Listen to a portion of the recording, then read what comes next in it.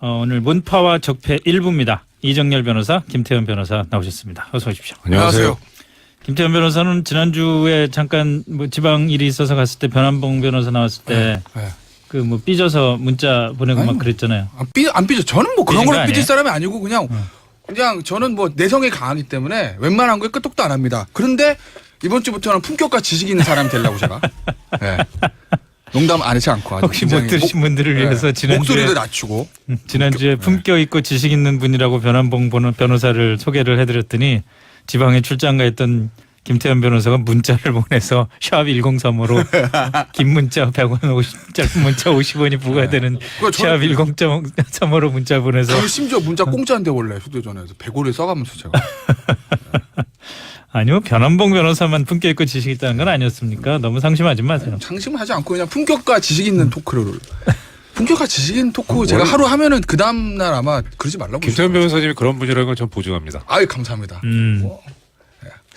지식 있는 건 할 줄 아니겠는데 품격 어떻게 해야 되는지 그걸 모르겠어요 제가. 품을 잘 팔면 돼요. 아 그런가요? 이런 건 안 해야 되는구나. 그렇지. 이런 건 안 해야 돼.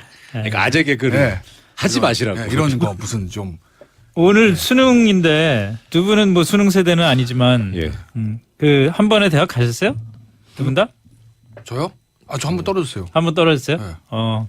저는 예. 한 번에. 아, 네. 저는 시험 떨어지는 분이 아니시라니까. 아니 저 사법시도 그러니까. 떨어져 봤어요. 아, 한 두어 번 떨어진 거 가지고 어디 그런 거 가지고 떨어졌다고 말이에요. 네? 운전면허 시험도 떨어져. 운전면허 시험 저도 떨어져 봤어요. 그 재수할 때 기분이 어땠어요? 대학 떨어지니까. 저는 자꾸 그 아픈 저는 인생에서 제일 이제 괴로웠던 때가 언제냐면 저는 사실은 제가 볼 때 떨어질 줄 알았거든요. 네. 하는 짓을 보였을 때. 사실은 뭐 여러 번 떨어지고 하는 짓을 봤을 때 떨어질 줄 알았는데 네. 저는 학력고사 진짜 떨어질 줄 몰랐어요. 저때. 어. 그건 떨어졌잖아요. 근데 이제 저기 여기 근처에 아니구나 저쪽 시내에 있는 제2학원 다니잖아요. 네. 근데 이제 그때 제2학원 C 아니에요? C인가? 이러니까 떨어지지. 이유가 있어. 예? 근데 막 이렇게 처음에 이제 학원 가는데 예. 겨울에 2월 달에 가는데 가방 큰 거 사가지고 교재 진짜 많아요. 다 넣고 아침에 이제 버스를 타고 가야 돼요. 예. 근데 그때 새벽 제가 6시 전에 나갔던 것 같아요. 첫날이니까. 근데 뭐 겨울이니까 어둡잖아요. 그래서 엄마가 이제 어머니가 그 당시에 잘 갔다 오라고 딱 가방 들고 아파트를 딱 나오는데 어두울 때 가방 나오잖아요. 눈물이 핑 돌더라고. 내가 왜 이거 뭐 하는 짓이지 이게 막 이러고. 그때 그랬던 기억이 나요. 아직도. 그게 제일. 네. 아니 정말 그 대학 떨어져서 재수하면은 거의 인생이 끝나고 난 영원한 낙오자가 된 것 같은 생각이 들잖아요. 사실 저도 재수를 했는데 그 5월 5일이었어요. 제가 아직도 기억이 나는데 재수하던 학원에 있어요. 저도 제 시내 모 학원에서 재수를 하는데 저는 또 5월 5일 날 아이 뭐 그건 말씀드릴 수 없고 5월 5일 날 쉬는 시간에 고등학교에 학원까지 동문이에요? 어쨌든 그 5월 5일 날 어린이날까지 나와서 공부를 하는데 쉬는 시간에 나와가지고 어디 따뜻한 햇볕 쬐느라고 다들 쭈그리고 앉아서 있는데 갑자기 왱 소리가 나더니 실제 상황입니다 이러는 거예요. 사이렌이 울리면서. 그때 그게 이웅평. 네. 아니 이웅평 2월이고 미당기, 중국 민항기 맞다. 저 우리나라에 불시착한 저도 거. 그날 기억나네. 야구 그게 보면서. 막 실제 상황이라고 난리가 나는데 우리들끼리 앉아서 무슨 얘기를 하냐면은 야 우리가 그렇게 공부 안 하고 놀더니 대학도 못 가고 군대 끌려가서 죽게 됐구나 이제 전쟁터에 나가니까 이 생각을 했었어요 그때. 아 참. 근데 뭐 지나가 보면 아무것도 지나고 아니죠. 보면 재수가 뭐. 네. 그렇게 고생. 더 큰 걸 떨어져 보니까 그러니까 예를 들면은 사법시험 2차 시험 떨어지면 1차부터 다시 봐야 되거든요. 예. 그죠? 그렇잖아요. 그때 해보니까 모른다니까. 알아요. 2차 시험 떨어지면 이게 그러니까 윷놀이로 말하면 백도예요. 백도. 뒤로 가야 돼요. 그러니까 학력고사를 한 번 떨어지면 그것만 보면 되잖아요. 그렇죠. 예. 근데 사법시험 2차 시험 떨어지면 1차 처음부터 다시 해야 되니까 백도예요. 인생이 망가지는 거죠. 그러니까 그때 떨어져 보니까 아이고 학력고사는 아무것도 아니구만. 학력고사 한 번 더 보면 그럼. 되지. 다시 한 번 1차부터 다시 보는 거는 인생이 피폐해지는 거거든요. 그러니까 뭐 오늘 수능 보신 분들 다 잘 보시겠지만 이게 또 상대평가 절대평가라 상대평가니까 좀 이렇게 성적차가 날 수밖에 없잖아요. 예. 설사 좋은 결과가 안 나오더라도 아이고 인생 길게 보면 아무것도 아니라는 거 제가. 역시 재수를 해봐야 인생의 쓴맛을 알고 품격과 지식이 늘어나는 것 같아요. 그럼요. 예. 아니 근데 그렇게 고생해가지고 지금 적폐 자리에 앉아있으면 어떡해요. 문파로 와요. 한 번에 보내버리네 이렇게 한 번에. 예? 아니 뭐 또 살다 보면 또 적폐 시대 한번 오지 않겠어요? 안 돼요. 안 돼요? 좋습니다. 그 수능 얘기 꺼낸 뭐 이유 중에 하나입니다만 오늘 첫 번째 이슈는 숙명여고 쌍둥이 그 이걸 뭐라고 그래야 되나요? 답안 유출 사건 답안 유출 이래야 되나? 그래죠. 사건 의혹 사건. 네. 쌍둥이 부녀의 변호인이 네. 반박문을 냈어요. 무려 11장에 걸친 반박문인데 김태현 변호사 우선 보시기에 반박문이 설득력이 있는 것 같습니까? 뭐 변호인은 나름대로 이제 항상 모든 서면을 쓸 때 네. 본인의 어떤 나름대로 철저한 논리와 이제 그걸 가지고 쓰는 거기 때문에 제가 읽어보진 않았습니다만 네. 뭐 나름의 주장을 할 수 있는 거죠. 근데 뭐 언론에서는 지금 앵커도 무려 10일 네, 11장이라고 그랬잖아요. 제가 봤을 때 11장 많은 거 아니에요. 이 사건의 중요도를 생각해 봤을 때 이게 아마 지금 보니까 검찰에 내는 의견서인 것 같아요. 네. 그러니까 뭐 검찰에 내는 의견서나 법원에 내는 반론 조사나 거의 뭐 동일한 형태인데 이 사건의 중요성이라든지 나름대로 그러기 이제 구체적인 사실관계들이 있잖아요. 네. 예를 들어서 이 문제를 뭐 답안을 이렇게 예를 들면 연필로 이렇게 답안지에 쓴 거는 어떤 이유 때문이다. 여러 가지 논거들을 좀 굉장히 구체적으로 들어야 되니까 그거에 비하면 11장 그렇게 많은 양은 저는 아니라고 저는 보고 뭐 제가 뭐 쓴 건 아니지만 일단 이런 얘기들을 해요. 핵심은 그건 것 같아요. 우연의 일치이다. 정황만 있을 뿐 물증은 없다. 네. 그러니까 예를 들어서 이제 몇 가지를 소개를 해드리면 뭐 이러는 거죠. 이 답안지 이제 답안지 시험 문제지에 보면 연필로 답을 막 이렇게 적었잖아요. 예. 그러니까 그거 같은 경우에는 나중에 맞춰보려고 적은 반장이 거다. 불러준 거를 받아 적은 거다. 받아 적은 거다. 조그맣게 받아 적은 네. 거다. 그리고 물리 시험지 같은 경우에 계산식이 없어요. 네. 그거는 뭐 암산했다. 뭐 이런 유의 반박들을 하고 있는 거죠. 머리가 좋았나 보다. 암산이 물리 시험을 암산이 가능하면은. 뭐 그런가요? 아 그리고 또 오늘 아침 보도 보니까 뭐 그런 얘기도 있더라고요. 그러니까 이제 내신 시험이잖아요, 이게. 예. 전국 단위로 평가하는 성으로 모의고사가 있어요. 수능과 동일한 형태로 네네. 하는 거. 그게 이제 이 쌍둥이들이 2학년 1학기 때 석차가 되게 안 좋았다는 거예요. 2학년 1학기. 그러니까 야. 그러니까 내신을 내신- 보는 교내 시험은 네. 성적이 좋았고 예. 전국 단위로 치르는 모의고사는 너무 안 좋았다는 좀안 거죠. 좋았고. 그러니까 이제 저 쌍둥이 쪽에 의혹을 제기하는 쪽에서는 이 숙명여고라는 데가 보면 뭐 작년에 보니까 일반고 중에서 서울대에 간 숫자가 3이래요. 네. 여고 중에서 1등이고. 센 학교네. 예. 소위 말하는 스카이 대학은 한 100명 정도 간다는 거예요. 그런 학교에서 전교 1등을 했는데 모의고사 그 성적이 말이 돼? 이렇게 얘기한 거죠. 네. 그러니까 이제 그 변호인의 얘기는 뭐냐면 1학기 때는 모의고사 별로 신경 안 쓰고 보다가 뭐 시험 보다 말았다. 네. 답안지 밀려 쓴 것도 있다. 별로 뭐 중요한 게 아니니까. 근데 이번에는 자기가 변호인이 얘기하기에 니들 잘 봐야 된다. 그래서 실력을 보여줘야 된다라고 얘기를 해서 언니 같은 경우에는 수학만 2등급이면 다 1등급이다. 네. 그리고 동생은 성적이 좀 좋지 않았는데 그 동생은 그때 병원에 뭐 입원까지 했대요. 그래서 예. 몸이 안 좋아서 그런 거다. 그러니까 기본적으로 실력이 있는 학생들이다. 뭐 이렇게 반박을 했다고 합니다. 이 변호사님 보시기는 어때요? 경찰이 밝힌 증거를 일반인인 저 같은 사람이 보면은 예를 들어서 핸드폰의 디지털 포렌식 결과 정답이 기록된 그 일시가 시험 보기 전이었다 이미 이런 거로 봐서는 저로서는 느낌이 이건 정말 빼도 박도 못한 증거 아니야? 이런 느낌이 들던데. 그렇죠. 예. 그러면은 이 반박문은 별 근거를 못 가질 것 같습니까? 일단 반박문을 쭉 보니까 네. 이게 지금 여러 가지 경찰에서 이제 유죄라고 기소 의견으로 송치를 하면서 예. 제시했던 근거들에서 얘기를 하고 있는데 제대로 된 반박이 안 된 부분도 있는데 근데 제대로 반박을 한 것처럼 보이는 부분도 아까 김 변호사님 말씀하셨던 것처럼 네. 이게 우연들이에요. 예. 법원에서 흘러나오는 얘기 중에 이런 얘기가 있어요. 우연이 겹치면 그건 필연이에요. 그러니까 우연도 한두 번이면 네. 그래 그럴 수도 있어. 그럴 수도 있어. 근데 이게 이렇게까지 많으면요. 이건 우연이라고 보긴 힘들어요. 다만 이제 그렇다 그래서 뭐 그러니까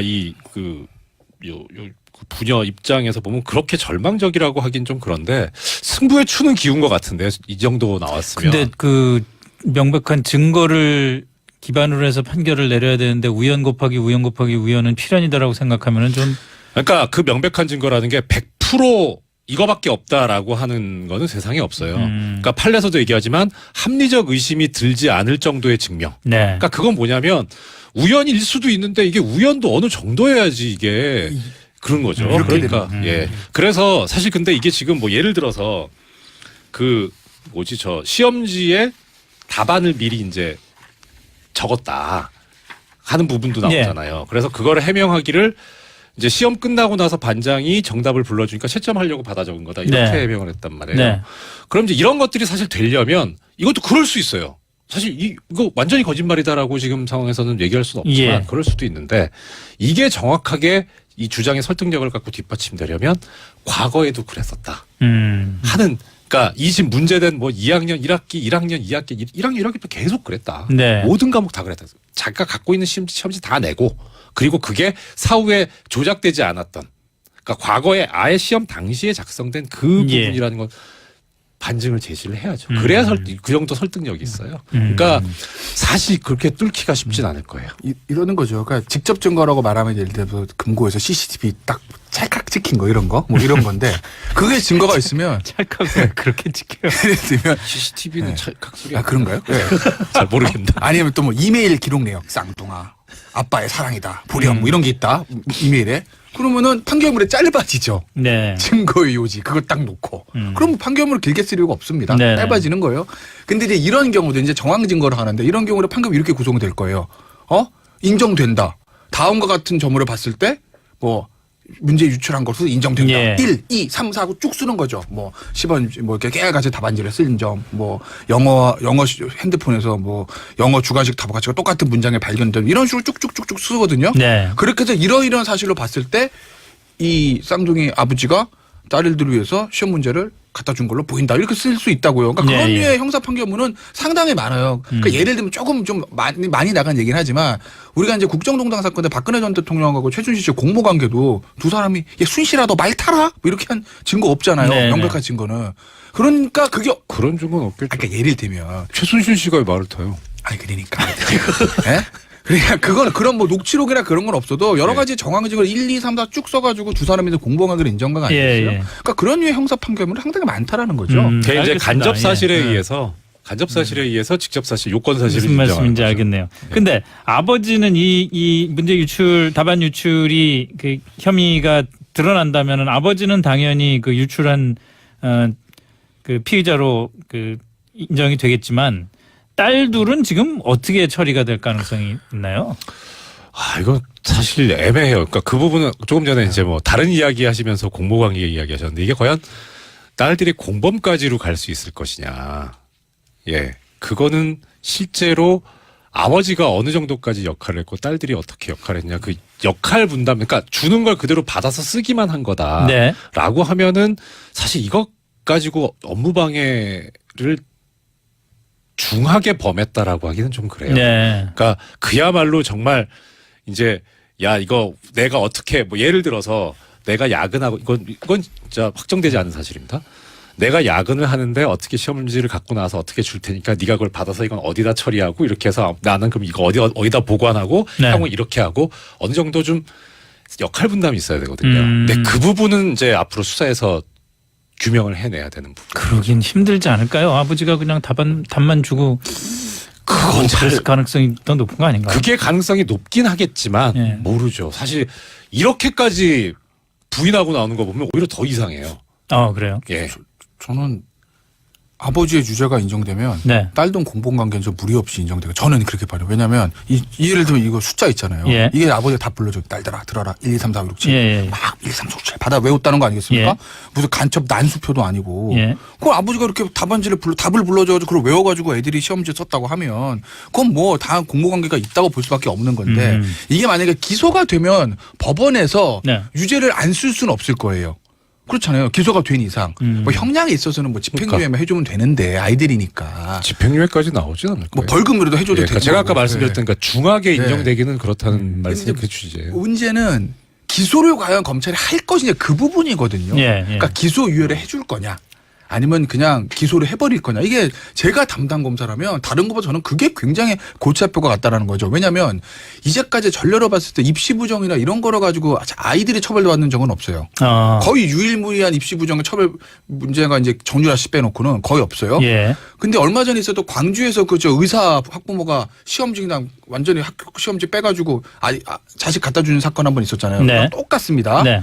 그런데 그 사건 같은 경우에도 아이는 지금 처벌받았다는 얘기가 없거든요. 네. 그러니까 그런 식으로 입시 부정이나 이런 부분들은 그 주도한 되게 부모가 주도를 하니까 부모를 처벌하고 아이들은 이제 처벌하지 않는 것이 관례 아닌 관례처럼 되어 왔는데 이 사건은 워낙 여파가 크고 이게 아주 확대해서 생각하면 지금 우리나라 입시제도 학교 내신 수시, 학종 이 시스템이 맞느냐라는 문제까지도 불거지는 커다란 문제여서 과연 검찰이 이것을 엄격하게 하면 아이들도 처벌해야 되는 게 맞죠. 검찰 입장에서 기소하는 게 맞는 거죠. 네.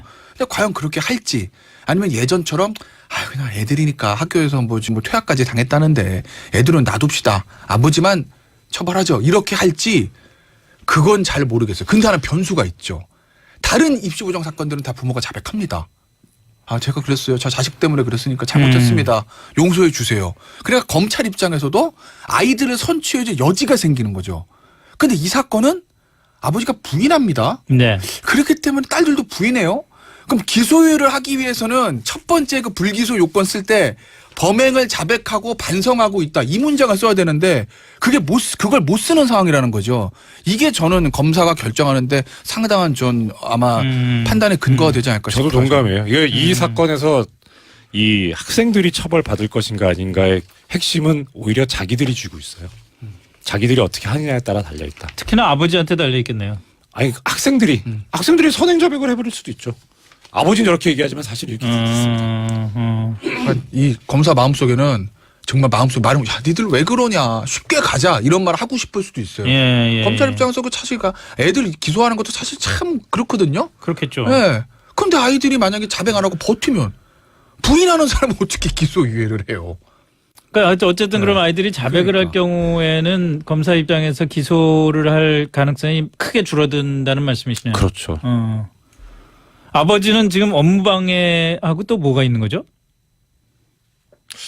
한다면 주거 침입이 있을 수 있는데 왜냐하면 이제 학교에 근무하기 위해서 그런 게 아니라 시험지를 빼내려고 들어갔을 때 주거 침입죄가 될 수 있거든요. 근데 정확하게 지금 뭘 꺼냈는지는 지금 확인 못 했는데. 이제까지 이런 입시 부정 문제 빼돌리기 이런 걸로는 어느 정도 처벌을 받았습니까? 그래서 큰 사건 같은 경우는 부모는 이제 구속은 되는 경우는 있었는데 아마 1심부터 집행유예로 나오는 경우들이 많을 거예요. 업무방해라는 것 자체가 형량 자체가 그렇게 크지 않고 되게 초범이고 그리고 참 희한합니다. 한국 사회가 자식의 일에 대해서는 이상하게 관대해지는 경향들이 좀 있어요. 예, 그래서 아마 집행유예. 근데 문제는 부인하고 있다는 거예요. 예. 그러니까. 그게 문제예요. 근데 그렇죠. 문제는 저는 혹시 아버지의 태도가 바뀔 수도 있지 않을까 조금 생각을 해보는 게 저는 그런 생각을 왜 버틸까?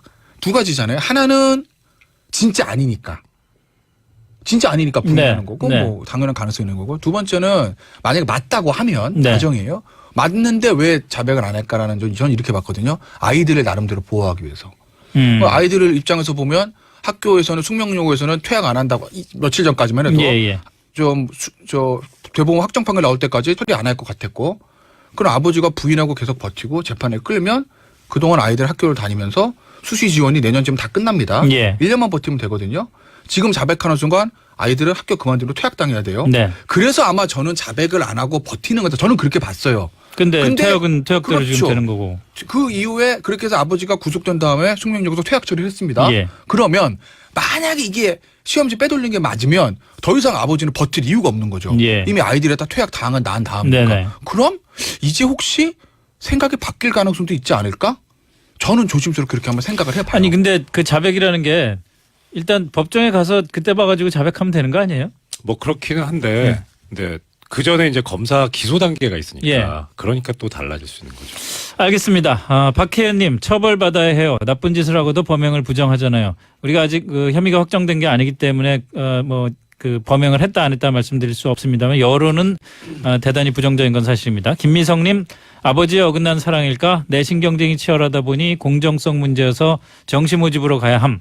근본적인 교육 혁신 필요를 요함. 이런 의견을 주셨고요. 6616님은 역시 김변이구나.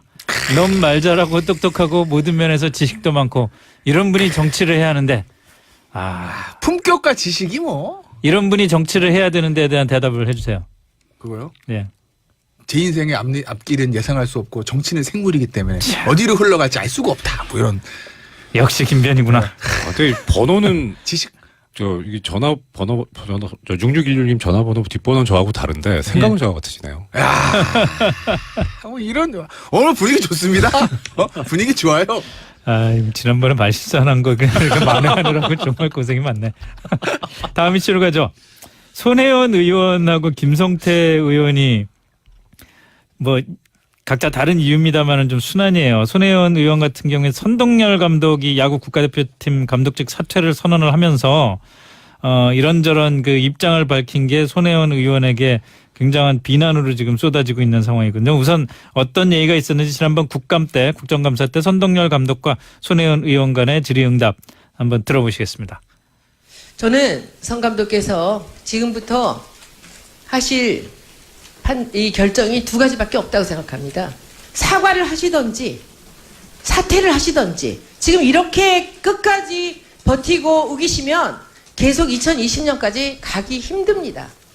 지금 이 1200만 야구 팬들이요, 그동안 지난 한 달 동안 20%가 관객이 줄었습니다. 성 감독 때문에. 그런데 시대 흐름을 잘 몰랐다고 하시면서 지금 계속 이렇게 똑같이 얘기를 하시네요. 이 불씨가 다시 살아난 것은 지난번 기자회견 때문입니다.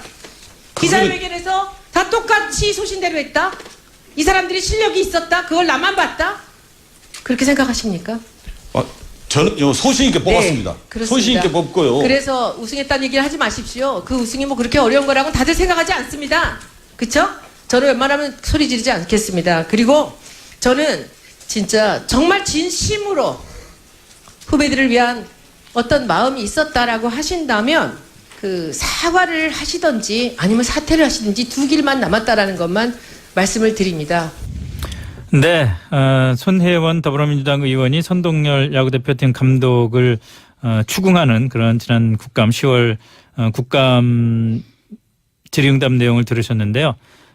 우선 그 박혜선 님이 좋은 문자를 보내주신 이정열 변호사님이 먼저 말씀을 해주시죠. 정말 목소리도 좋으시고 말씀하시는 것도 하나같이 멋있어요. 이거 지금 문파와 적폐 지지자들 간에 지금 문자 전쟁이 벌어지는 것 같은 분위기인 것 같습니다만은. 고맙습니다. 네. 지금 조금 전에 들으신 손혜원 의원의 이야기를 그대로 손혜원 의원이 들으시면 맞을 것 같아요. 저는. 맞을 것 같다고요? 그러니까 그게 정답일 것 같아요. 뭐냐면 손혜원 의원이 지금 나온 얘기가 그거였잖아요. 저는 선동열 감독이 지금부터 할 결정이 두 가지밖에 없다. 사과라든지 사퇴라든지 이렇게 끝까지 버티고 오면 2020년까지 계속 가기 힘들다. 네. 예, 저는 손혜원 의원이 지금부터 할 결정이 두 가지밖에 없다고 생각합니다. 사과를 하든지 사퇴를 하든지 지금까지 이렇게 끝까지 버티고 오면 2020년 총선까지 계속 가기 힘듭니다. 그 다음에 이분 문파 아니세요? 아니요, 전혀요. 아니에요? 예, 전혀 아니에요. 그리고 지금 1200만 야구 팬들이요 지난 한 달 동안 관객이 20%가 줄었습니다. 예, 맞습니다. 지금요 호남 지지율이 왕창 빠졌습니다. 이 손혜원 의원 때문에. 똑같은 얘기입니다. 예. 그리고 그러니까 이거 손혜원 의원 사과하든지 사퇴하든지 해야 됩니다. 더 이상 보탤 말이 없는데요, 제가. 저도 지금 할 말을 잃었어요. 할 말이 잃었어요. 문자 보내주세요. 그럴까요? 근데 훌륭하십니다. 이러고. 근데 좀 너무했죠, 손혜원이. 너무했다고 보세요. 저는 왜냐면 저 1200만 야구팬 중에 하나가 저예요. 그렇죠. 이번 주 지난 월요일 날 12시까지 저도 껴줘요. 그죠? 월요일 날 잠실에서 야구 보다 울고 나온 사람이 접니다. 네. 12시까지. 집에서 울었는데. 야구 보고 오다가. 왜 울어요? 졌잖아요. 두산 베어스. 두산이 져서 네, 저는 경기가 뭐 감동적이어서 그런 게 아니고 네.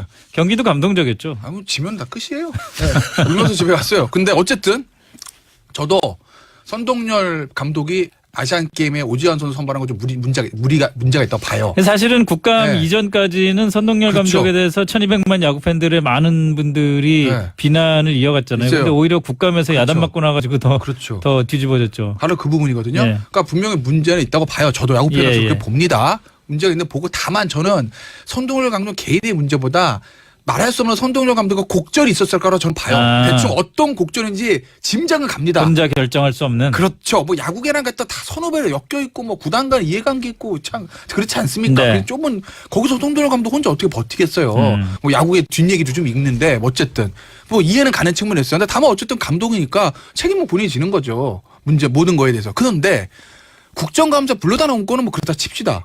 거기서 이제 어쨌든 국보급투도 선동열 감독을 데려다 놓고 뭔가를 추궁하기 위해서는 굉장히 논리적으로 얘기를 했어야 되거든요. 예를 들면 이제까지 선수를 뽑았던 어떤 그 과거의 어떤 자료라든지 예. 오지환 선수의 스탯이라고 합니다. 네네. 데이터라든지 네. 다른 선수와의 비교라든지 이런 걸 놓고 논리적으로 물어봤어야 되는데 소리만 지르다 끝났어요. 부부싸움 하는 줄 알았어요 저는. 당신 집 나가든지 이혼하든지 뭐 이런 거로 봤어요 저는. 굉장히 비논리적인 감정적인 언사 아니겠습니까? 싸움 할 때는 어? 예를 들면 일방적으로 예. 들어야지 거기서 큰 소리 나오게까지. 그렇군요. 예. 예.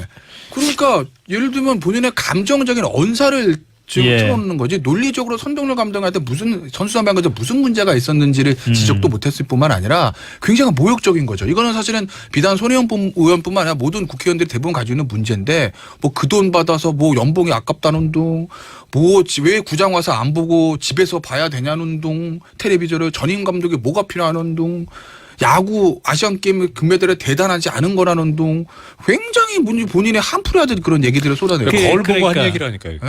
거울 보고 한 얘기라니까요. 그런가요? 그러니까 같은 네. 맥락인데 선동열 감독이 이런 말을 했어요. 스포츠가 정치적 소비의 대상이 되는 그리하여 무분별하게 소환되는 사례는 제가 마지막이었으면 좋겠다. 이 말에 대해서는 어떻게 생각하세요? 전적으로 동감합니다. 이번에 손혜원 의원하고 정운찬 KBO 총재하고 혁혁한 공을 세운 게 다시는 KBO에 정치인들이 못 들어오겠구나. 이제 천만다행이다. 야구인들이 들어와서 야구인들의 모임이 돼야지 와가지고 도대체 이게 뭐 하는 건지 모르겠어요. 정우찬 총재도 아주 혁혁한 공을 세웠다고 생각합니다. 정우찬 총재도 엄청난 실책을 했죠. 전임 감독 필요 없다. 뭐 네. 이런 얘기 하지 않았습니까? 네. 손동열 나갔잖아요. 오늘 네. 기사 보니까 나갈 때 나가지 말라고 문까지 쫓아나가서 바짓가랑을 잡았다대요. 그건 뭡니까 그건? 전임 총재는 왜 필요한 거예요? 전임 감독. 아니 KBO. 그러니까 KBO 전임 총재 총재. KBO 이런 식으로 할 총재는 전임으로 거면 필요하지 않겠어요? 이런 식으로 할 거면 전임 총재 왜 필요해요? 정은찬 총재도 그 1200만 야구 팬 중에 대표적인 분 중에 하나인데 두산 베어스 예, 고수팬이죠. 심지어는 해설까지 하실 수 있는 분이잖아요. 한 번 했었잖아요. 유명하죠 야구 팬. 그런데 그렇게 훌륭하신 분이 총재를 맡았는데 대권까지도 꿈꾸신 분인데 KBO 총재가 잘 안 된다는 근데 것은 성 감독이 그러시잖아요. 그 훌륭한 선수가 명장이 꼭 되는 건 아니다라는 걸 한번 보여줘서 뭐 그런 말씀도 하셔서 뭐 그런 맥락 아닌가 싶습니다. 알겠습니다. 몇 가지 남은 이슈는 내일 2부에서 다시 다루도록 하겠습니다. 김태현 변호사, 이정열 변호사 수고했습니다. 예 감사합니다. 네, 고맙습니다.